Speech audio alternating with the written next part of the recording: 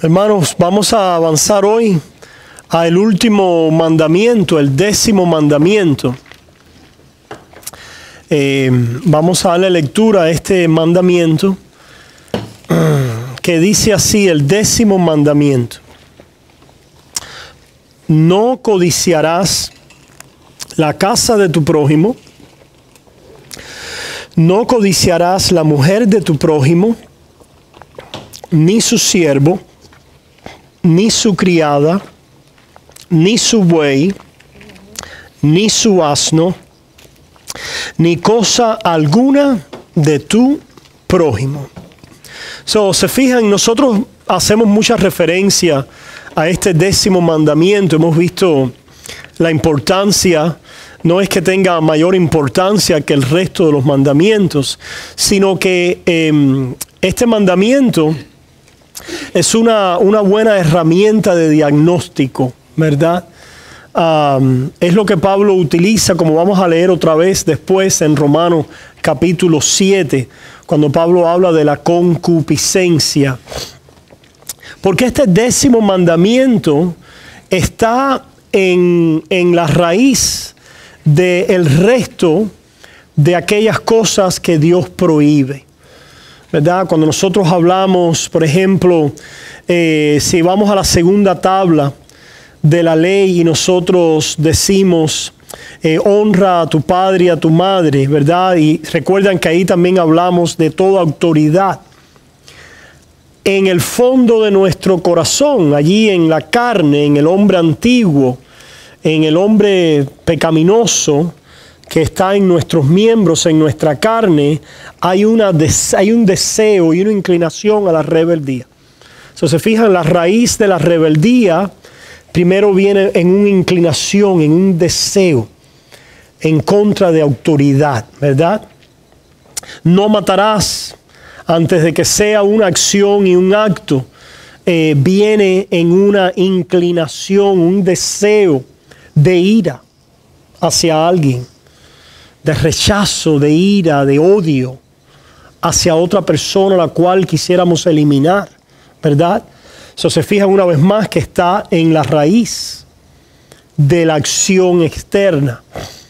No cometerás adulterio. Igualmente, Jesús dice, si miras a una mujer para desearla, antes de cualquier acción externa o de consumar algún pecado en esta área, primero lo que aflora, ¿verdad? Y sentimos es una inclinación de lujuria pecaminosa en ese aspecto, que es la raíz después de ese pecado externo. No hurtarás. Cuando nosotros, antes de hurtar, robar, quitar la propiedad a otra persona, antes de que sea un acto, primero viene un sentimiento de envidia, de descontento con mi estado y una inclinación envidiosa, lasciviosa, ¿verdad?, hacia aquella cosa, aquel objeto, aquella propiedad que tiene mi vecino y que yo quisiera tener. Una vez más está en la codicia como raíz, ¿verdad?, en la antesala interna profunda antes de la acción externa. No hablarás contra tu prójimo falso testimonio. No mentirás. En este caso tiene que ver de una manera muy específica que las mentiras de alguna manera van diseñadas. Esta segunda tabla de la ley tiene que ver con hacerle bien al prójimo. Prohíbe el mal hacia el prójimo, ¿verdad? En este caso, no hablarás contra tu prójimo falso testimonio. Vamos a decir el chisme, ¿verdad? Antes de que se convierta en la acción de que cogimos el teléfono y estamos hablando ya, o estamos hablando con otra persona acerca de fulano, simplemente disparando, ¿verdad?, nuestra lengua alrededor, acerca de cualquier escándalo, cualquier situación, cualquier cosa penosa acerca del hermano o el prójimo en particular. Primero hubo, ¿qué? Una inclinación a ese chisme, ¿verdad? Una palpitación Tengo una noticia que hierve con una inclinación a compartirla. Y estas cosas que ciertamente son las cosas externas que hemos visto en todos estos mandamientos, Dios entonces llega al 10º como para decir, si tú crees que estabas y que habías terminado con hacer mi voluntad y que ya estabas bien, pues ahora déjame caerte la bomba. Déjame dejarte caer la bomba, ¿verdad? Déjame ahora enviarte un radar que va a recoger señales que tú no habías visto, ¿eh? Exactamente. Delante de Dios viene este mandamiento y nos enseña a ver que delante de Dios no somos irreprensibles conforme a la ley. Somos culpables porque carecemos de una conformidad a ella delante de Dios, ¿verdad? En la extensión de toda esta ley. Y si se fijan entonces, la segunda tabla de la ley, que tiene que ver con mi prójimo, nos enfocamos en el 10º, porque es que existen estos deseos, estas pasiones desordenadas, contrarias a la voluntad de Dios. Esto muestra, es el diagnóstico, es la evidencia de la falta de conformidad al primer mandamiento. No tendrás otros dioses ajenos delante de mí. Es decir, alguien puede decir, yo solamente adoro a Jehová, yo solamente adoro a Cristo, yo soy un cristiano, yo tengo al Dios verdadero. Pero cuando somos diagnosticados en el descontento hacia el prójimo, la envidia hacia el prójimo, el resentimiento, el deseo de quitarle algo, de tener algo que él tiene y por qué él y no yo, ¿verdad? Y no estoy contento con la situación, ¿verdad? Lo que refleja el 10º mandamiento es una falta de contentamiento con el estado, la posición y las circunstancias en que Dios me ha puesto. Por lo tanto, cuando estos deseos se levantan en nosotros, estas inclinaciones contrarias a la voluntad de Dios, están manifestando los ídolos que moran en nuestra carne y en el hombre antiguo. ¿Se fijan? Se ven como este 10º está relacionado con todos los mandamientos de la segunda tabla y es una reflexión de la falta de conformidad al primer mandamiento o a la primera tabla.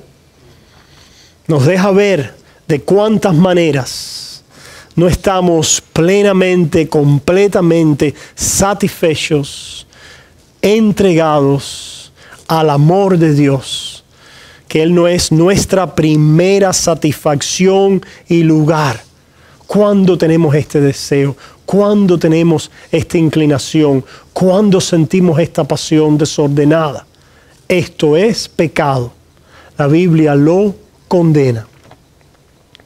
El deseo pecaminoso. Y yo sé que esto es noticias para muchos y lo hemos repetido mucho porque sabemos que el pueblo de Dios hoy carece de este entendimiento. Carece, no tiene el entendimiento de cuál es el pecado del 10º mandamiento y cómo esto diagnostica verdaderamente nuestra condición, que el pecado no es solamente una acción que hacemos, sino que el pecado es una condición, una inclinación, un estado que vive en nuestros miembros, en nuestra carne, o, como la Biblia dice, el hombre antiguo, que está en nuestros miembros. ¿Okay? Vamos a leer qué dice el Catecismo de Heidelberg con respecto a este mandamiento. Dice, ¿qué ordena el 10º mandamiento? Respuesta, que ni por deseo o pensamiento nuestros corazones se rebelen jamás contra alguno de los mandamientos de Dios, sino que en todo tiempo aborrezcamos el pecado de todo corazón y nos deleitemos en toda justicia. Se fijan, ni por deseo ni pensamiento. El deseo y el pensamiento están íntimamente conectados, ¿verdad? Usualmente el deseo se levanta junto con un pensamiento. La inclinación al pecado usualmente, porque nosotros somos seres donde pensamos, tenemos afectos o emociones y voluntad también, ¿verdad? Esos son las tres, podemos decir, aspectos de nuestra personalidad. Tenemos pensamientos, tenemos voluntad, a través del ejercicio de la voluntad llegamos a una acción en particular, y tenemos también afecciones, afectos. Tienen que ver, no es simplemente con que, ay, me siento así ahora un poco ansioso, no, eso es lo que estamos hablando por los afectos, sino aquellas inclinaciones, vamos a decir, sentadas, que trazan una orientación en nuestra vida, ¿verdad? Y que sentimos como una pasión que mueve nuestra voluntad. Estas tres cosas están relacionadas. La voluntad finalmente se mueve porque la mente y los afectos la mueven. ¿Se fijan? Es decir, ya cuando la voluntad se rinde a algo es simplemente porque el pensamiento y la inclinación la han abordado y la han, vamos a decir, secuestrado, básicamente. ¿Qué dice entonces la respuesta de Heidelberg? Que ni por deseo o pensamiento nuestros corazones se rebelen jamás contra alguno de los mandamientos de Dios, sino que en todo tiempo aborrezcamos el pecado de todo corazón y nos deleitemos en toda justicia. Vean otra pregunta y respuesta de Heidelberg, antes de venir algunas citas. ¿Pueden guardar perfectamente estos mandamientos los que son convertidos a Dios? Respuesta: no. Porque incluso los más santos, en tanto estén en esta vida, no cumplen más que con un pequeño principio de esta obediencia. Y esto yo sé que a muchos les parece contradictorio, y esto puede crear algunas dificultades que vamos a explicar, ¿verdad? Pero se fijan, pueden guardar perfectamente estos mandamientos los que son convertidos a Dios. Vamos a ponerlo en términos del lenguaje ahora bíblico y de la ley. Okay, ¿puede amar un cristiano perfectamente a Dios? No, pero le ama. ¿Se fijan? Estas dos afirmaciones son realidades. El hecho que nosotros digamos que el creyente nunca guarda perfectamente la ley de Dios, que quiere decir, vamos a tomar la primera tabla, el amar a Dios. El hecho que digamos que el creyente no puede amar perfectamente a Dios no significa que no le hemos comenzado a amar. ¿Se fijan? Lo que pasa es que nuestro amor es imperfecto y está mezclado con toda clase de debilidad y pecados, pero sí ha comenzado a abordar en nuestra vida un amor hacia Dios. Y por ende un amor ¿a quién? Al prójimo, como resultado del amor a Dios. Y esto es por la fe. La razón por la que Dios recibe este amor imperfecto a Dios y al prójimo es porque está cubierto con la justicia de Cristo. Es porque está enraizado en la fe, y la fe está arraigada en la persona y la obra de Cristo por nosotros. Y por eso es que ya no somos condenados, y por eso es que Dios recibe nuestras obras. Las recibe no porque ellas sean perfectas, ni porque sean dignas de ser recibidas en ellas mismas, ni porque sean meritorias, ni porque sean tan excelentes que macheen, ¿verdad? Que sean una correcta o perfecta correlación con todo lo que Dios pide. No, no. Es simplemente las recibe porque estamos enraizados en Cristo a través de la fe. Y este principio de amor a Cristo le es agradable a Él. Como buena obra, esta distinción es válida y necesaria. Las buenas obras le agradan a Dios. Y le agradan a Dios las buenas obras porque ya Dios está agradado en nosotros, en Cristo Jesús. Pero hay que poder decir las dos cosas. Las buenas obras le agradan a Dios. No, yo soy convertido y nada de lo que yo hago le agrada a Dios. ¿Cómo puedo decir eso? No, eso es un error de categoría.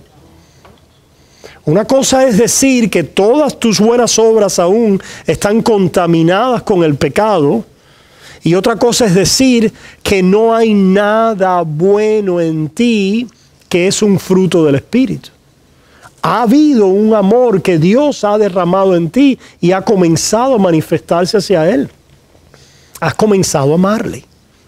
Y has comenzado a amarle al prójimo. Sin embargo, una vez más afirmamos, por el otro lado, contaminado, porque todavía estamos en esta persona donde está la carne, y la carne continúa contaminando y bombardeando aún lo bueno que hacemos.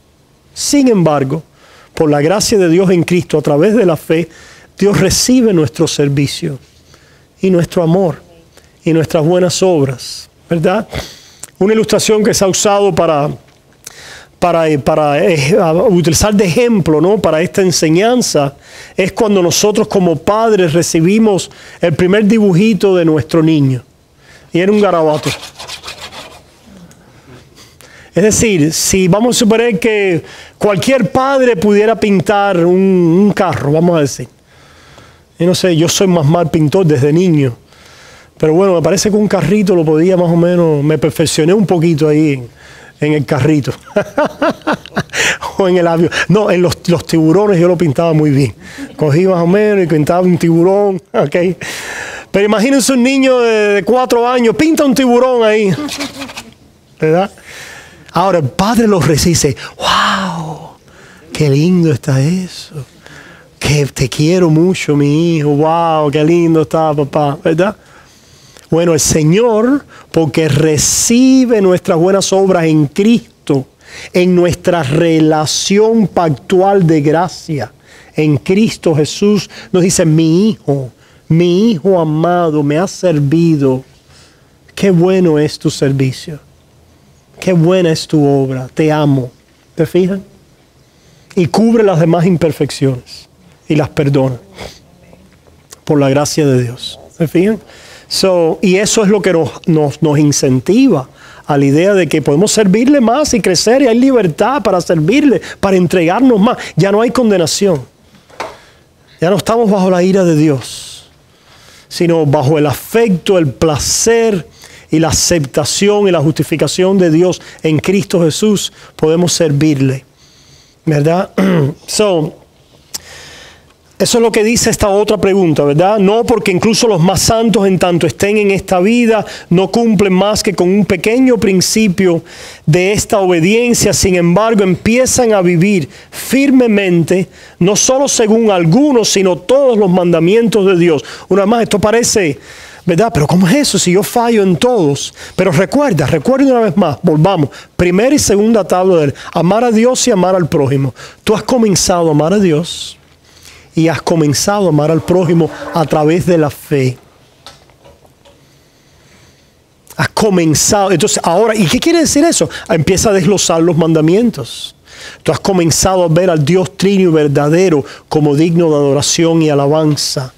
Has comenzado a tener verdadera gratitud hacia Él porque te has salvado en Cristo Jesús.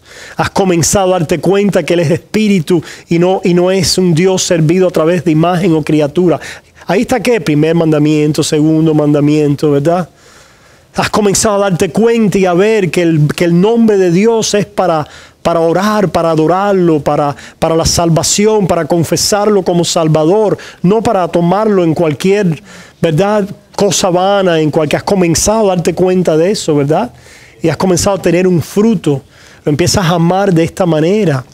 Has comenzado a ver la necesidad y has comenzado a venir al deseo de reunirte con el pueblo de Dios y adorarle en un día de reposo, en un día de echarte a un lado para adorar a Dios y exaltar el nombre de Dios porque has sido salvo y has recibido el reposo de Dios en Cristo Jesús. ¿Se fijan? Has comenzado a amar a Dios. Has comenzado a amarlo. Y con el prójimo también pasa algo similar. pudiéramos mirar, pudiéramos desglosarlo o has comenzado a desear el bien de tu prójimo porque tú has sido hecho salvo, porque tú has recibido una bendición y una herencia, porque has comenzado a verte asegurado en el Padre en tu vida.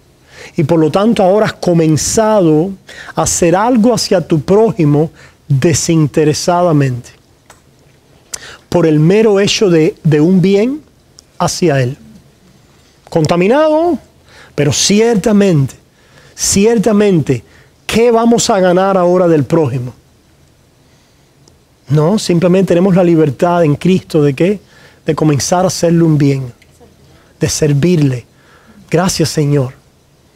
¿Verdad? De servirle. Esto ha comenzado en nuestras vidas. Ha comenzado este principio de obediencia. Tenemos que mantener, pero imperfecto. Porque está mezclado y contaminado con esta pecaminosidad, con esta corrupción, con esta inclinación al mal, con estos deseos y pasiones desordenadas que todavía habitan en el hombre antiguo o la carne o el hombre adámico, manifestada en la concupiscencia. ¿Qué cosa es concupiscencia?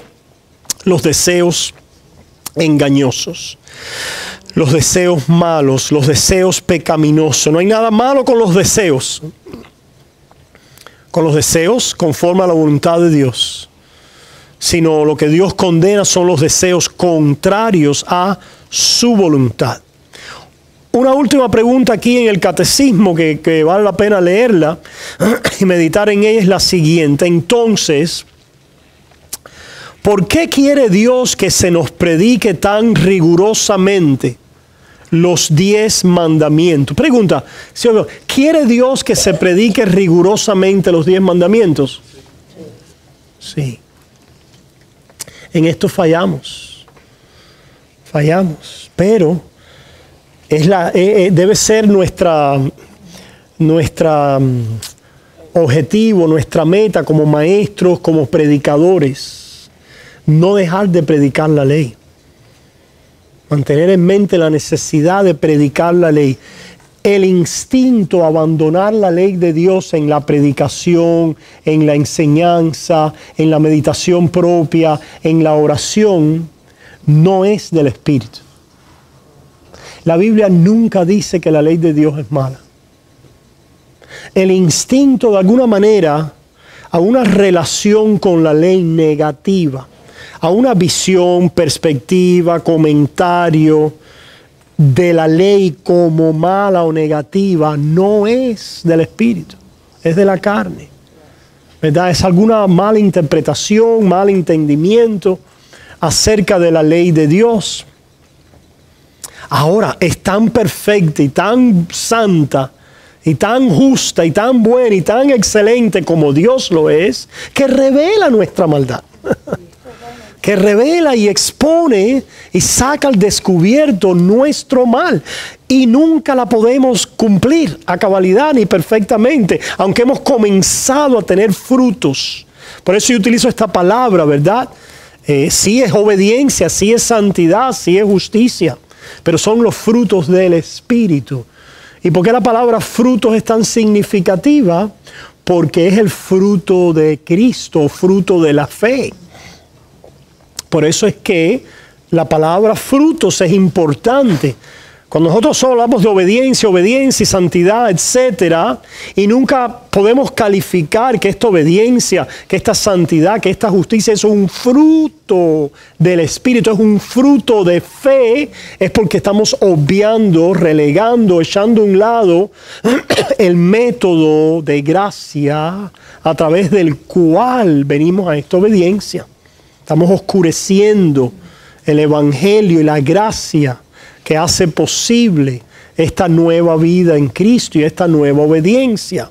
Ahora, ¿por qué Dios quiere que se nos predique tan rigurosamente los 10 mandamientos si no hay nadie que pueda observarlos perfectamente en esta vida? Primeramente, en la 115, primeramente, para que durante toda nuestra vida conozcamos más y más cuán grande es la inclinación de nuestra naturaleza a pecar. Oh, wow. A propósito, esto es lo que se ha conocido como el uso pedagógico de la ley. En la explicación acerca de la ley de Dios se ha dicho que hay 3 usos de la ley. ¿Ok? Vamos a decir el primer uso, el uso cívico.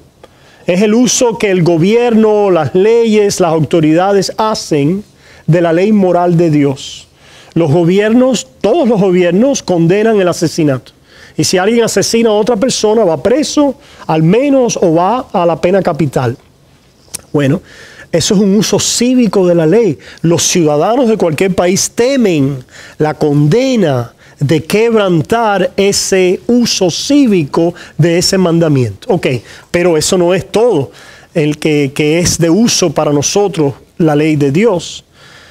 Otro uso de la ley que, ¿sabes? Voy a dejar el segundo. No es que los categorizamos, los nombramos en esta manera por una cuestión de explicación, pero no es que lo tengamos que poner en un número determinado.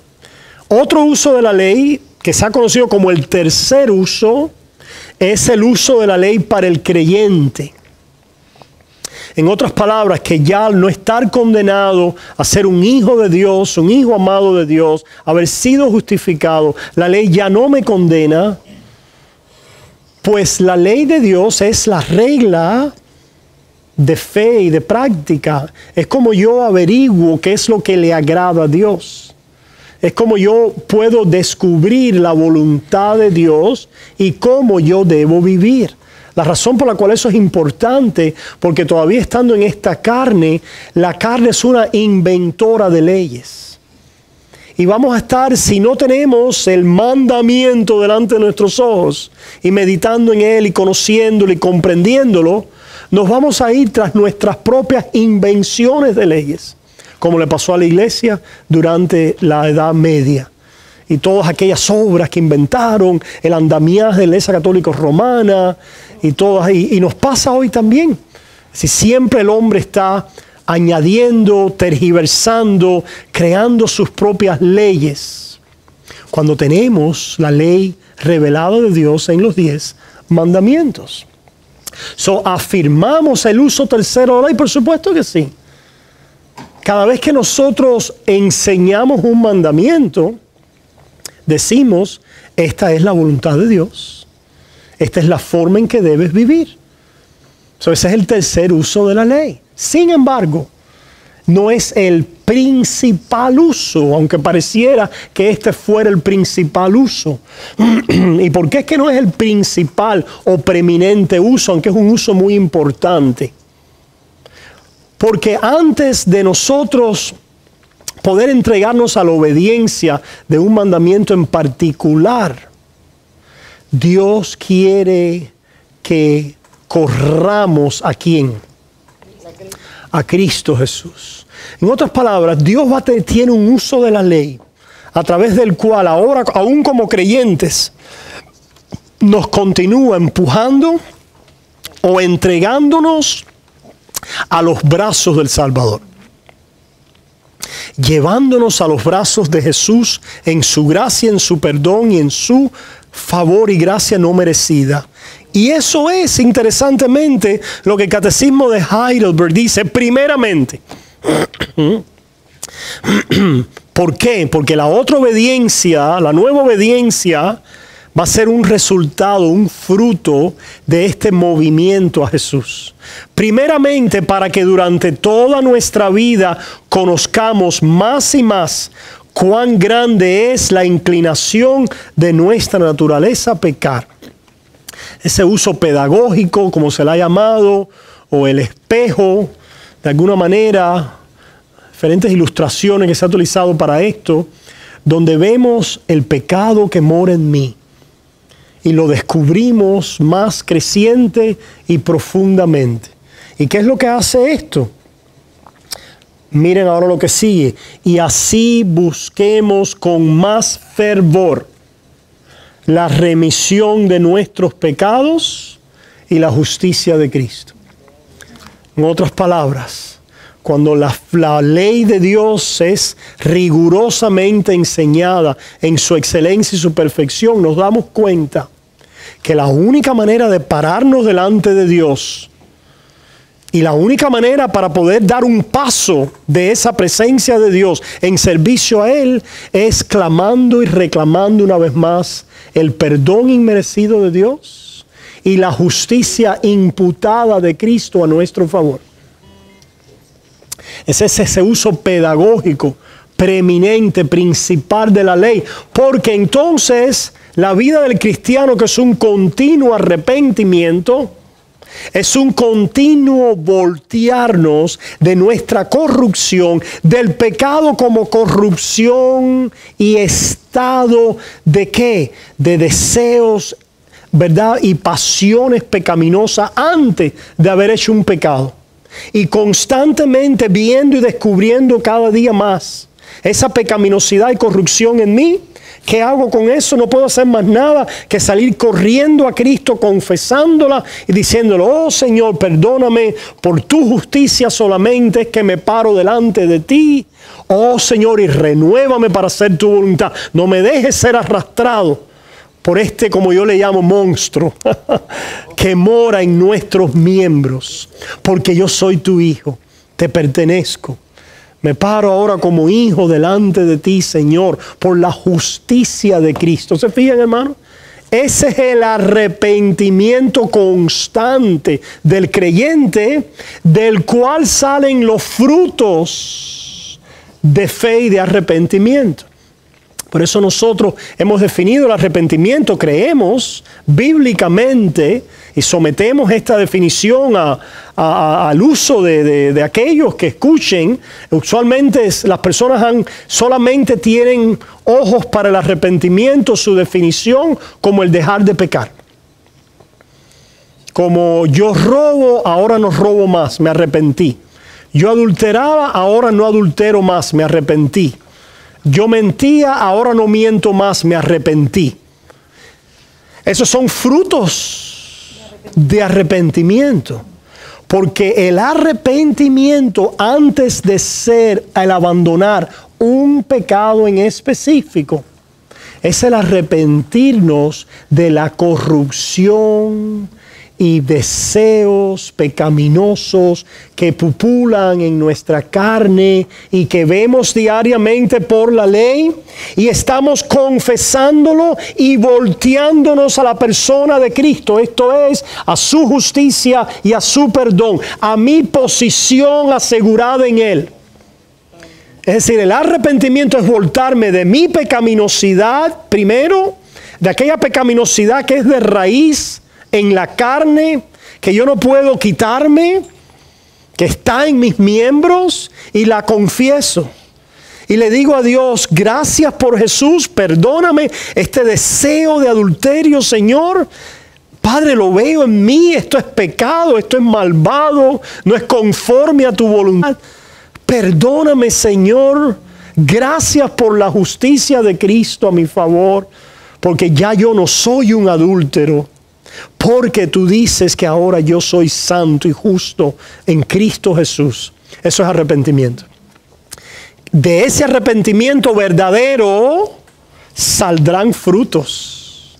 ¿De qué? De apartarme del adulterio, de abandonar una relación ilícita, de confesar patrones pecaminosos en mi vida y dejarme y restringir, ¿verdad? Y no hacerlos.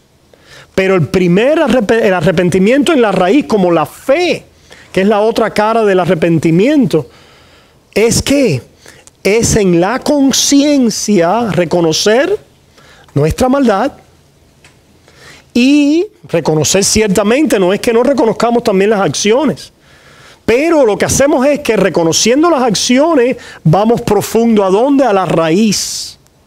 Y como el pecado es de raíz, no solamente de acción, y la raíz está allí en el hombre antiguo, esa raíz tuvo que ser cubierta, perdonada en otra persona. La fe es como una nueva raíz, porque la fe nos enraíza ¿en quién? en Cristo. El arrepentimiento y la fe nos enraiza en Cristo Jesús. Pero eso no quiere decir que la raíz de la carne esté ¿dónde? En nosotros. Lo que pasa es que nos arrepentimos. Estamos constantemente saliendo a la nueva raíz. Y la nueva raíz es en Cristo. En Cristo. Pastor, pero está en mí el Espíritu. Claro, pero el Espíritu en ti testifica de que estás en Cristo. Es un movimiento espiritual de tu alma, de tu mente, de tu conciencia. ¿Dónde? A Cristo. Por eso es que dice la confesión muy correctamente: y así busquemos con más fervor la remisión de nuestros pecados. Pero pastor, ¿para qué yo tengo que buscar más la remisión de mis pecados y la justicia de Cristo si ya yo estoy justificado? ¿Se fijan? Esto es una falta de entendimiento acerca de la naturaleza del pecado y de los procesos de pecado en nuestra vida. De cómo es que de la raíz del hombre antiguo, de la carne que mora en nosotros, la concupiscencia que está en ese hombre produce pecados actuales o específicos. Pero tanto los pecados actuales y específicos como la raíz de corrupción son falta de conformidad a la ley de Dios. Para lo cual entonces necesitamos otra persona. Otra persona que en su favor y misericordia me vea yo reclamado para una nueva vida. Y ese es el arrepentimiento y la fe. El arrepentimiento es que nos volteamos de nuestra pecaminosidad y pecados a Cristo con fe. Y entonces Dios obra frutos de ese arrepentimiento y de esa fe, que son las dos caras. Obra frutos del voltearme a Cristo con fe. El arrepentimiento es voltearme a Cristo de mi pecaminosidad, de mi pecado, de mi maldad, enraizada en la carne y mostrada en la concupiscencia, confesada en Cristo Jesús, perdonada y reclamado en la justicia de Jesús como una nueva criatura. Ese proceso en conciencia, en el corazón, es el verdadero arrepentimiento de donde salen frutos de obediencia, o la santidad, la justicia, la nueva obediencia, ¿verdad? El hecho de dejar algún pecado, el hecho de abandonar, de ganar victoria sobre algún patrón pecaminoso, etcétera, etcétera. ¿Okay? Sigue diciendo, miren qué interesante y qué bien habla aquí la confesión. Después que nos apliquemos sin descanso. ¿Se fijan? Después. El lenguaje es importante, ¿verdad? Es decir, estas cosas suceden ciertamente de una manera simultánea, pero hay un orden lógico en la forma en que Dios se está moviendo en nuestros corazones y en nuestra conciencia.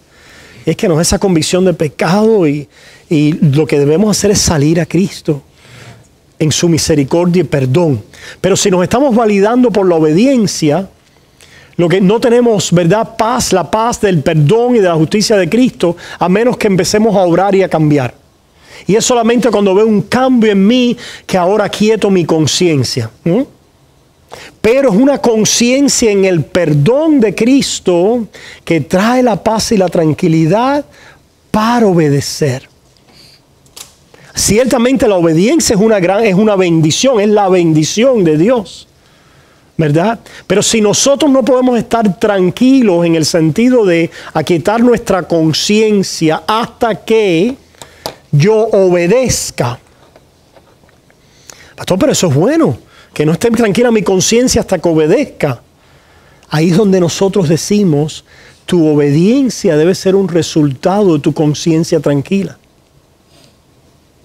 La conciencia tranquila se adquiere por la fe, no por nada que tú has hecho. La obra tuya de obediencia es un fruto, o debe ser un fruto alegre, agradecido y libre por el perdón y la justicia de Cristo. ¿Se fijan? Ese aspecto, ese elemento en la conciencia, es aquí en el corazón, en la mente, ¿verdad? Me has hecho entender sabiduría, porque es la profundidad de la misericordia, del perdón y de la justicia de Cristo, ¿verdad? Y entonces ahí que dice, nos apliquemos sin descanso a suplicar a Dios la gracia de su Espíritu Santo, para que cada día seamos más renovados a su imagen, claro. Es decir, nos está saliendo ese deseo pecaminoso, inmediatamente allí mismo estamos corriendo a Jesús. Oh Padre, ten misericordia de mí. Oh Señor, tu perdón y tu justicia es mi única esperanza delante de ti, Padre. Perdóname, ayúdame. Oh Señor, esto no es conforme a tu voluntad y a tu ley, Padre. Esto ahora que estoy sintiendo, experimentando esta inclinación, no es conforme a tu voluntad. Oh Señor, tu perdón en Cristo, gracias porque yo soy tu hijo. Gracias por tu justicia. Gracias, oh Señor, por haberme cubrido y haberme perdonado. Ahora ayúdame, Señor. Ayúdame a no ser arrastrado por este deseo pecaminoso. ¿Se fijan? Ayúdame a no correr. Señor, dame la fuerza para no hacer lo que el deseo en mí quiere hacer. Ayúdame, Señor. ¿Y qué sale? Un fruto de un deseo santo, contrario al deseo de adulterio. Si no, te estás yendo a la cama con todas las personas con las cuales tienes deseo de adulterar. Si no, estás viviendo una doble vida. Si no, estás robando cualquier cosa que tengas a la mano. ¿Se fijan? Es decir, la realidad de que tenemos estos deseos pecaminosos no implica que estamos satisfaciendo estos deseos a diestra y a siniestra. Y que estamos corriendo con ellos cada vez que los tengamos porque yo soy un pecador. Porque, bueno, ese es quien yo soy en la carne. No nos gloriamos en el pecado. Pareciera a veces que nos gloriamos en el pecado, que tenemos una competencia a ver quién es más pecador. No. Es decir, Pablo dice, yo soy el primero de los pecadores. Pero no quiere decir que Pablo estaba viviendo como un malhechor y como un delincuente. Y como un descarado, ¿se fijan? No quiere decir eso. Delante de Dios, Pablo tiene tanta corrupción como el más malo de los pecadores. Pablo entiende que de raíz en su carne, la misma maldad que tiene el pagano allí que no conoce a Dios y que está entregado, vamos a decir, en el templo de Afrodita o en el bacanal de Zeus a emborracharse y a la orgía. Pablo mira hacia allá y dice, caramba, esa corrupción es la misma que está aquí en mi carne. Aquel hombre que está allá, yo no soy diferente a él, a no ser por la gracia de Dios. Entonces, la razón por la que yo no estoy ahí ahora, o en otro lugar, o en otra situación o circunstancia que me sugieren a mí mis deseos pecaminosos, es por la gracia de Dios en mi vida. Es porque Dios me reclama con su perdón y con la justicia de Cristo en una nueva posición en Él que colorea mi conciencia. ¿Qué quiere decir? Informa mi conciencia y me dice, ese no es quien tú eres. Y si caigo en algo así, inmediatamente ahí me está machacando y diciendo, no es quien tú eres. Tú estás muerto a ese pecado, tú eres mi hijo, tú eres santo, tú has sido limpiado, tú has sido lavado para mí. So, Dios constantemente nos está ¿qué? Reclamando a través de la gracia de Dios en nuestras vidas. Es decir, es cuando ciertamente los deseos esos nos están bombardeando constantemente. Ahora, ¿cómo debiéramos vivir cada día? Diciendo, wow, como dice, vamos a ver algunos versículos, ahora que hemos visto algunos pasajes. Vamos a ver qué dice Isaías 64:6. Isaías 64:6 dice: si bien todos nosotros somos como suciedad y todas nuestras justicias como trapo de inmundicia, y caímos todos nosotros como la hoja, y nuestras maldades nos llevaron como viento. ¿Se fijan?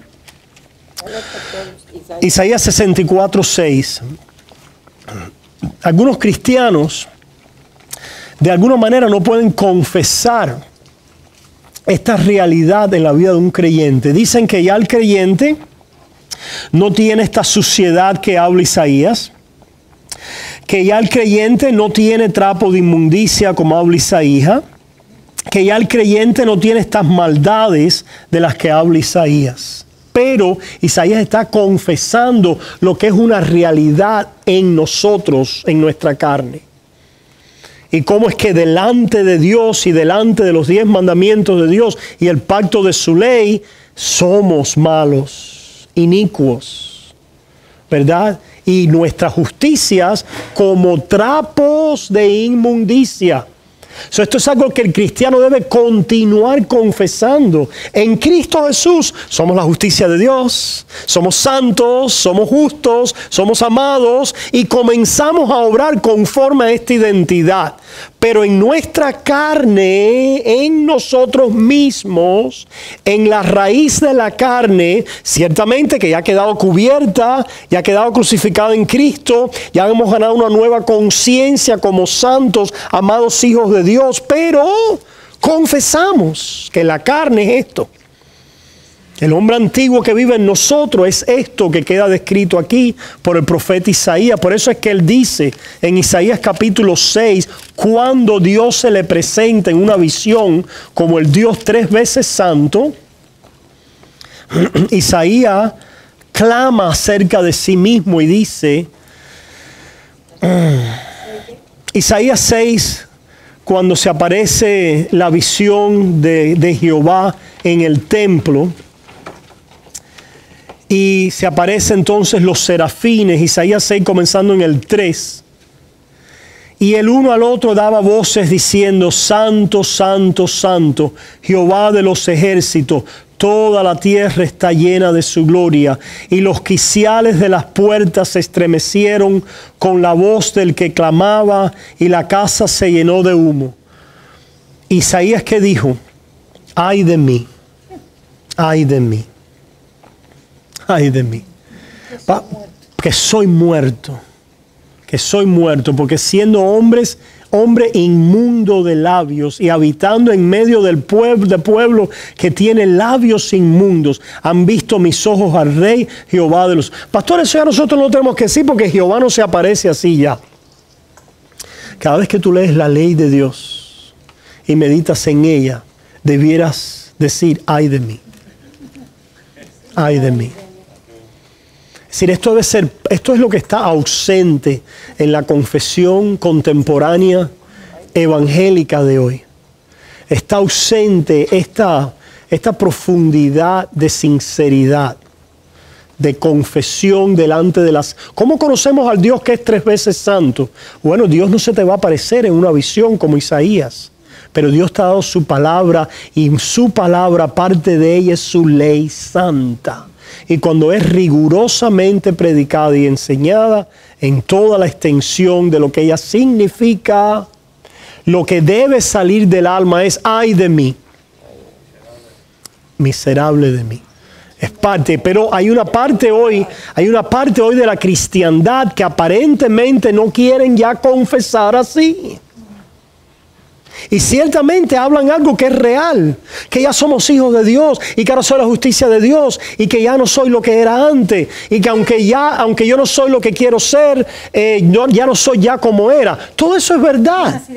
Todo eso es verdad. Yo ya así de nuevo, ya soy una nueva naturaleza, ya soy un hijo de Dios, todo eso es verdad, fantástico, lo afirmamos, gloria a Dios por eso. Pero pregunta, ¿hay una confesión en ti donde todos los días cuando lees la ley de Dios dices, ay de mí? Si no la hay, hay algo mal en tu confesión de santidad. ¿Se fijan? Porque ciertamente vamos y afirmamos nueva criatura, santidad, hijo de Dios amado, nueva naturaleza, pero esto corriendo a Cristo al ver la ley y al decir, ay de mí, Señor. Oh, ten misericordia. Gracias por Jesús. No es que vuelva a ser justificado, sino es que profundizo en mi dependencia, en mi estimación, en mi amor a Dios por la obra redentora y justificadora de Cristo Jesús a mi favor, en la cual he sido santificado posicionalmente. Y es por eso es que le doy gracias a Dios, porque si no, ay de mí. Y ahí confesamos entonces esta realidad por la ley de Dios. Por la ley de Dios. Pero se fijan, para esto es necesario predicar la ley de Dios. Si no la predicas, en algún momento el ay de ti se convierte en un ay vano. En una simplemente vanidad pecaminosa. En una competencia a ver quién afirma que es más pecador, pero no en un verdadero ¿qué? Sentir. No en un verdadero dolor. Porque ese ay de mí no es la competencia a ver quién dice más ay de mí. A ver quién es el primero de los pecadores. A gloriarnos de alguna manera en que ¿cuánto has pecado tú? A ver, ¿quién más ha pecado aquí? No. No, de ninguna manera, como dice Pablo, de ninguna manera. Sino es simplemente la confesión real y dolorosa y profunda de aquella alma que bajo la predicación de la ley o la revelación de la santidad y la justicia de Dios reconoce su inmundicia, la iniquidad de la carne, la corrupción que todavía mora en él, en ese hombre antiguo, y lo confiesa. Y lo confiesa. Vengamos a ver ahora, hermanos, vayamos al Salmo 51. Por eso es que David confesaba en su pecado, y David pecó profundamente y en diferentes maneras, pero él viene, se fijan, a confesar el pecado a este nivel. Él lo reconoce. Reconoce que la razón por qué él ha adulterado, matado, engañado, ha dicho mentira, ha blasfemado en nombre de Dios, él reconoce que viene de una profundidad de corrupción arraigada en su naturaleza malvada en la carne. Y él dice en el versículo 5 y 6, he aquí en maldad he sido formado, y en pecado me concibió mi madre.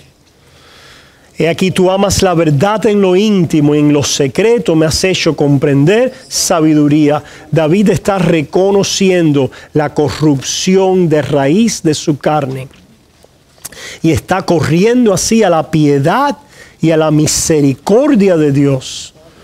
Los que solamente ven en David, que en este salmo solamente David está diciendo que no le deje adulterar más, que no le deje matar más, etcétera, que todo está ahí presente. Todo eso está presente. No queremos cometer estos pecados. Pero David está clamando, corriendo a la misericordia de Cristo que le cubre. El arrepentimiento de él es más profundo. Es diciendo, mi persona, en mi carne, en mí mismo, es corrupción. Oh Señor, cúbreme conforme a la piedad de tus misericordias. Límpiame, Señor. Limpia mi conciencia con este perdón, para entonces que me libres de adulterio, para entonces que me libres de asesinato. Es decir, para dar frutos conforme a esta limpieza en mi mente, en mi corazón, acerca de tu perdón, de tu misericordia y de quién yo soy en Cristo Jesús. Claro, lo afirmamos, pero sin dejar de confesar esta otra cara por la predicación de la ley. Pero si la ley solo viene como tercera uso de la ley, nunca podemos confesar así. Porque la ley no nos está nunca, ¿qué? Matando al hombre antiguo de raíz. No nos está enterrando con todo lo que nosotros pudiéramos dar. Para entonces decir, oh, solamente me paro en la muchedumbre de tus misericordias, Señor, ayúdame. Y sobre esa base, renuévame a hacer tu voluntad. ¿Sí? Y dice, para entonces enseñar a los pecadores tu camino. Que es la justificación delante de Él. Ah, excelente, Luis, qué buen punto. Qué buen punto ese, que ahora el evangelismo que procede de aquí no es simplemente un mero enseñar la justicia de la ley. En términos de que esto es lo que hay que hacer, hazlo. Sino habiendo visto la justicia de la ley y la santidad de Dios y mi pecaminosidad y corrupción en mi carne, y viendo toda la basura que sale de ahí que yo he cometido, perdóname, Señor, cúbreme. Oh, qué gracia y misericordia que me cubre. Me da una nueva identidad y posición. Y me da frutos nuevos. Ahora salgo con ese testimonio. En Cristo Jesús. Amén. Ciertamente. Y porque tenía que ver con que había olvidado. Al final del día, hermanos, cuando nosotros vayamos a Pedro, vamos a ver que el que carece de estas cosas tiene la vista muy corta y se ha olvidado de la antigua purificación de sus pecados. La manera en que nosotros corremos persiguiendo los deseos pecaminosos hasta la última consecuencia es que dejemos de decir, ay de mí. Piensen en eso. Cuando nosotros hemos corrido a satisfacer un deseo pecaminoso es porque no le hemos dicho ay de mí desde el principio. No nos hemos arrepentido. ¿Se fijan? Gloria a Dios que nos vamos a arrepentir después. Ciertamente. El arrepentimiento debe venir y que si quiere Dios que venga allí pegadito a la raíz de concupiscencia. Por eso es que se puede orar sin cesar. O gemir sin cesar. ¿Verdad? Con gemidos indecibles. Ay de mí, oh Padre, por tu amor y por amor del nombre de tu Hijo. Ayuda. Saquen su journal, ¿cómo se dice? Su diario. Y apunten de aquí al domingo que viene. Cada vez que vean sus deseos pecaminosos, pongan ay de mí. Y después ay de mí otra vez. Y la semana que viene, tráiganlo. Tráiganlo. Pensamientos. Todo aquello que es porque nadie ve. Todo aquello que está ahí. ¿Verdad? Ay de mí. Ayúdame, perdóname. Fíjate, estamos clamando por el perdón. Pero pastor, ¿para qué vas acá si ha sido perdonado? Porque tenemos necesidad de ese perdón. Nos damos cuenta que fuera de ese perdón somos consumidos. Fuera de esa cobertura de justicia no tenemos dónde pararnos. Ay de mí, ten misericordia, miserable de mí. Gracias por tu amor y tu justicia y tu perdón. Renuévame, Señor, para hacer tu voluntad. Dame los frutos. Dame aquella condición lógica y consecuente de la vida cristiana. Porque yo soy tu hijo. Ayúdame a vivir conforme a lo que soy.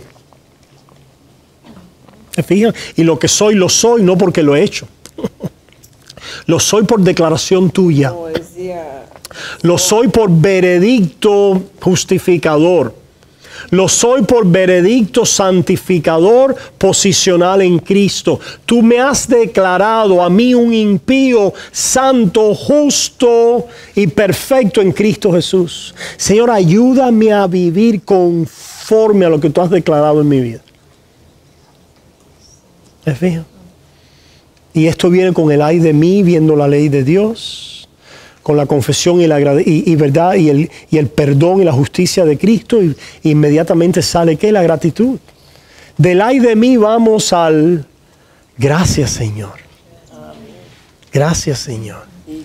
Y en ese gracias hay renovación.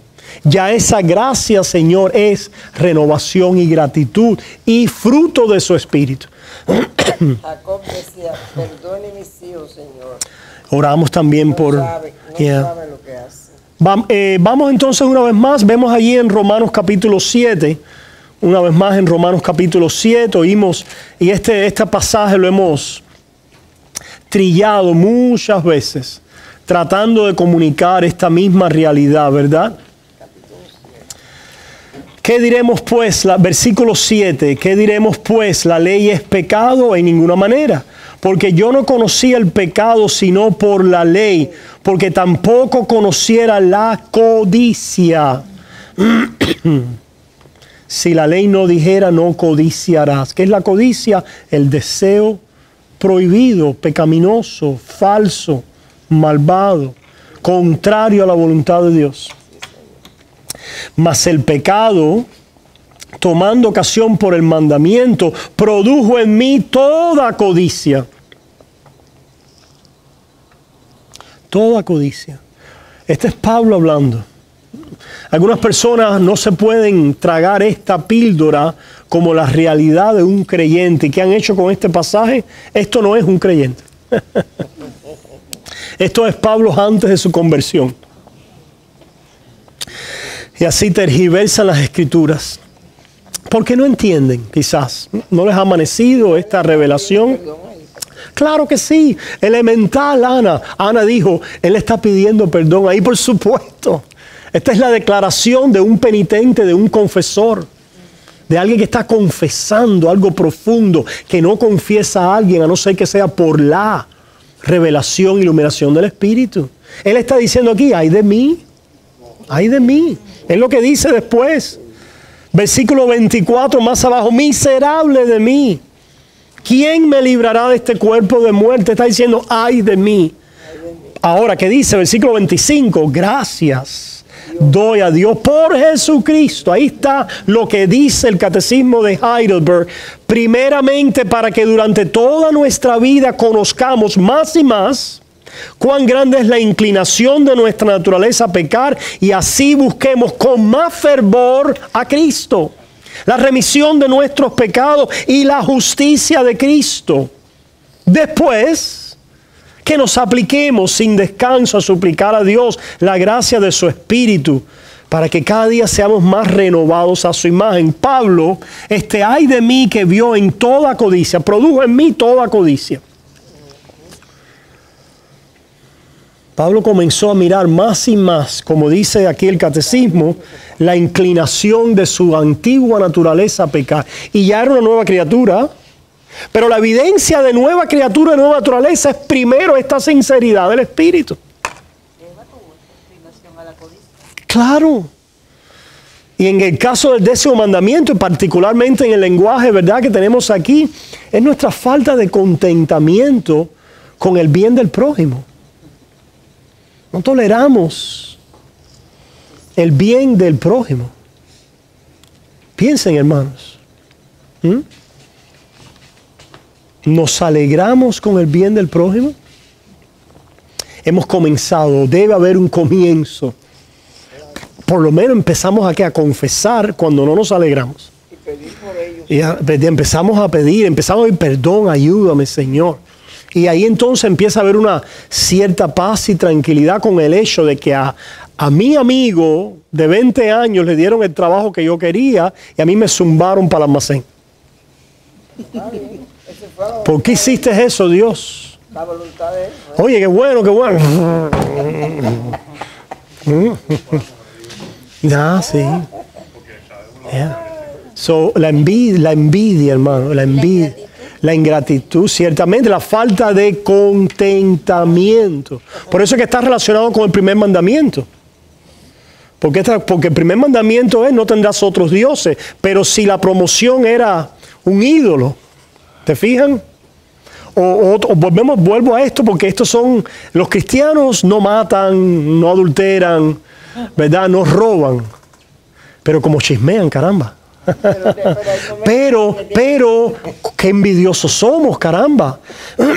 Qué envidiosos somos, como chismamos. Nos encanta el chisme. ¿Por qué nos encanta el chisme, hermanos? Porque es la manera de poner un pie arriba de aquel con el cual yo estoy descontento. Te enteras, fulanito. Pues después te digo, después te llamo. Esto, hermano, uno de los terrenos donde más pecamos en esto es entre esposo y esposa. Yo no sé si a usted le pasa así, pero a veces yo me doy cuenta que lo que estoy hablando con mi esposa en la mesa es de otras personas. ¿Pero qué es esto, Dios mío? ¿Pero qué es esto? ¿Cómo es posible, Señor? Y no es que estemos hablando, oye, te fíjate qué bien le da a esta persona, qué bueno, oye, que verdad, alegrar, gozándonos en las cosas de los demás, qué bueno, fulanito y fulanita, qué lindo están, qué linda luce, qué bueno lo que le pasó, qué alegre, oye, qué bueno que la pastora le fue bien, no se murió, ha perdido 30, qué bueno, caramba, oye, qué bueno que el pastor, verdad, le va bien en la iglesia. No ha caído, el Señor lo ha guardado, qué bueno, ¿verdad? Que a fulano, ¿verdad? Le está yendo bien en el trabajo, como ha prosperado, ya le hicieron el manager de la compañía. Oye, qué bueno, como fulanita se ha mantenido, que parecía que oye, ese matrimonio no va a durar, 20 años después están juntos. Oye, qué bueno, ¿verdad? Yo estaba equivocado, qué bueno. Ese es mi sueño, pastor. Ay, pastor. Hermanos, somos unos miserables, hermanos. La carne es miserable, hermanos, miserable. Ahora, ¿qué hacemos? ¿Qué debemos hacer cuando lo vemos? Porque lo estamos viendo ahora. Ay de mí. Esposa, ay de nosotros. Oh, mi amor, por favor, ayúdame, Señor, ayúdame. Esposa, lo estamos haciendo otra vez, esto no está bien. Ayúdanos, Señor. Oh, Padre, ayúdanos a orar por estas personas, Padre. Oh, Señor, este mal, este deseo en contra de la reputación de alguien, este deseo de vindicarme a mí a expensa de otro, este deseo de elevarme a mí tirando a otro hacia abajo. Oh, Señor, ayúdame. Ese es el 10º mandamiento, hermanos. Pedir perdón y darle gracias. Amén, amén. Cuando llega algo a la mente de uno que ciertamente sucede. Yeah. Y se acaba ahí, o hay alguien que interrumpe la conversación o algo. Gracias, Señor. Amén. Porque estaba hablando lo que no debía hablar. Así es, así es. ¿Verdad? Hermanos, vamos a parar aquí. Vamos la semana que viene o más arriba. La semana que viene Ruslan va a estar con nosotros. Vamos a alguna pregunta, hermanos. Entendemos entonces este 10º mandamiento. Nos damos cuenta cómo es tremenda error de diagnóstico de parte de Dios a nuestras vidas. Cómo es que nos tira una radiografía tan profunda que por eso decimos, y algunos de los reformadores decían, Lutero en particular, la tradición reformada de Lutero, que la ley siempre acusa. Podemos hablar de la ley en su tercer uso y decir que estamos mirando y tenemos una conferencia para hablar del 10º mandamiento. O del 8º, del 7º, del 6º, del 5º, de honra a tus padres. Vamos a tener una conferencia de cómo honrar a nuestros padres, etc. Hermanos, cada vez que nosotros hablamos de la ley de Dios, siempre nos va a acusar. Siempre va a mostrar nuestro pecado. Nunca vamos a salir de ahí siempre diciendo, vaya, si salimos es que hay algo que está, ¿verdad? Oh, cuán bueno estoy, cuán santo soy, ¿verdad? Ciertamente puede que estemos, gracias a Dios, obedeciendo, dando buenos frutos. Gloria a Dios. No es que el cristiano no pueda dar buenos frutos y tener una obediencia y que haya un hijo obediente y que haya, ¿verdad? Pero al final del día la ley de Dios está conectada y concatenada de tal manera que si la enseñamos y no solamente nos quedamos en la raíz, en la superficie, vamos a tener que venir a la raíz del pecado, que es la concupiscencia, y tenemos que entonces confesar que necesitamos a un Salvador. Tenemos que confesar, por eso es que hablamos de la vida cristocéntrica y de la vida centrada en el Evangelio. Porque de esta manera venimos a Jesús confesando, pidiéndole perdón, porque vemos nuestra corrupción. No nos miramos ya a ver, oh, qué bien le viene este mensaje a fulanito.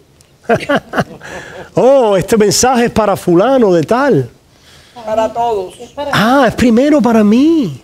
¿Se fijan? Oh, voy a ir a decirle tales cosas al pueblo, pero ya las recibiste tú de parte de Dios.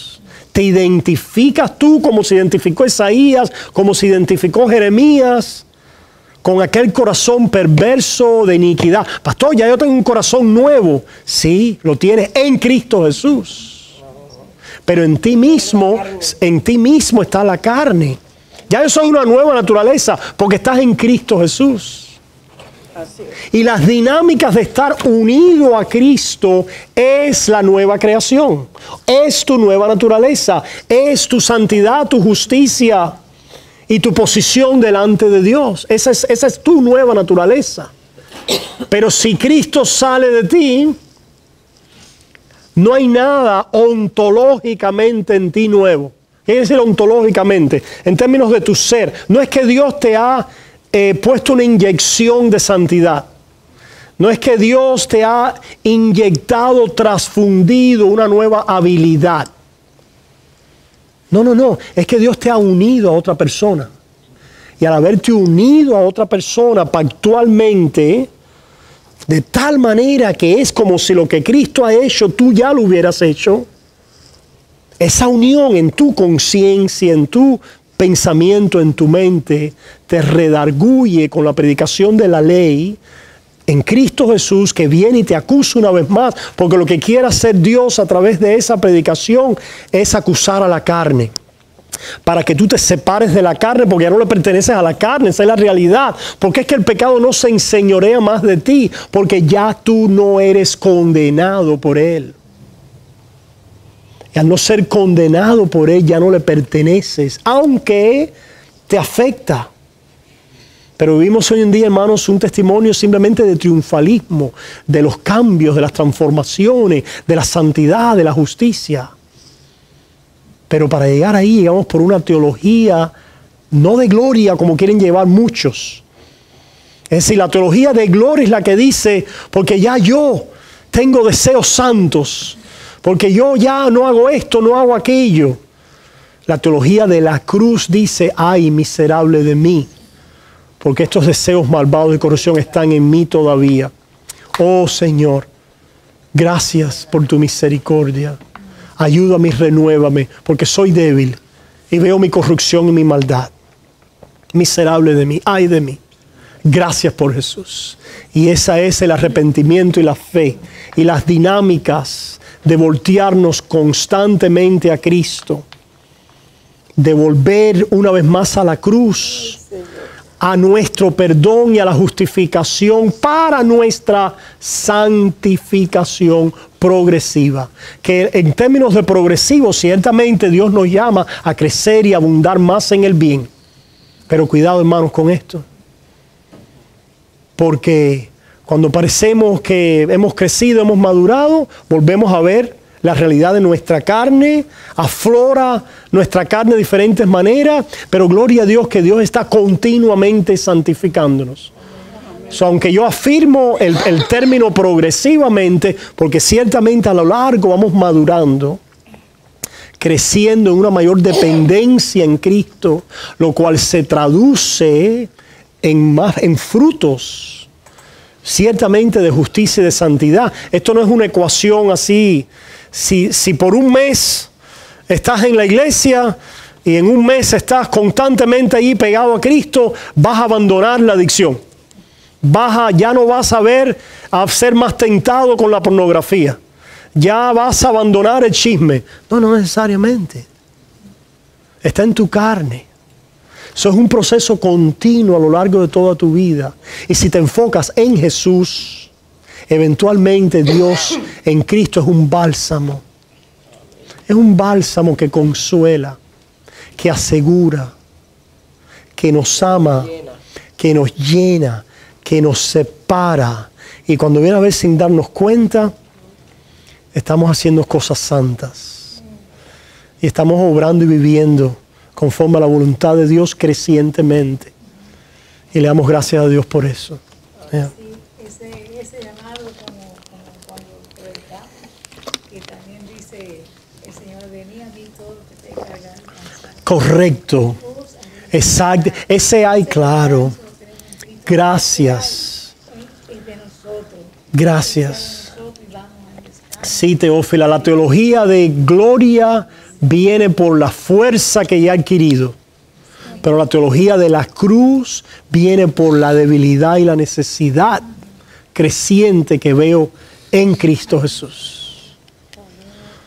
Es increíble cómo muchos se glorían en su santidad progresiva en vez de gloriarse En la cruz de Cristo.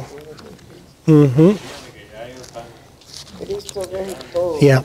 Ciertamente, hermanos, que Dios nos ayude en cuando nosotros hablemos de estas cosas a no rechazar la santidad, para que no nos en otras palabras, tenemos un gran reto de que no nos malinterpreten. Y tenemos un gran reto de con paciencia tratar de explicar el caso bíblico para el Hijo de Dios y a la verdadera santificación y a los frutos de justicia. No somos nada. Yeah. Y es que claramente, pastor, la Biblia nos enseña, bueno, en Juan 1, que todo, a ver, que cuál diremos que no tenemos pecado.